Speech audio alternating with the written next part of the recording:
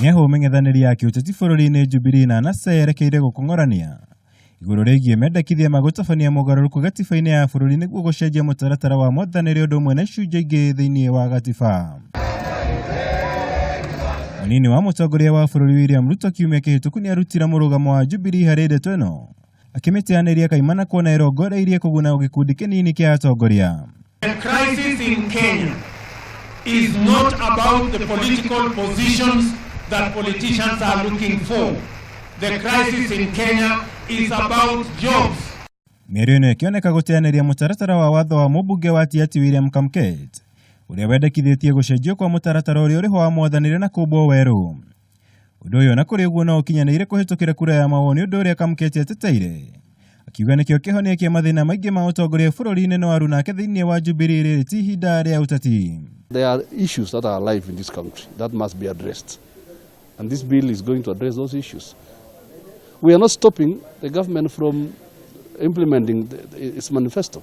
Those who want to call a referendum, the route is very clear in the Constitution.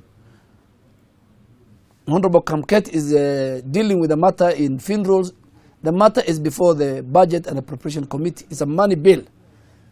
And for you to affect or alter the structure of the executive or the legislature or the judiciary, that power belongs to the people. So they don't need to go and make noise and go up and down. They need to go and collect 1 million signatures. Kumana na kĩrĩa kĩroneka arĩ gwĩcokera gwa ũteti wa kura ya mawoni ya mwaka wa 2010 hĩndĩ ya yes na no, mendekithia maya maroneka kũgayũkania mĩahũ ya kĩũteti gatagatĩ ka Aruna hakuhĩ a Ruto na gĩkundi kĩa arĩa maranyita mbaru mogarũrũku maya.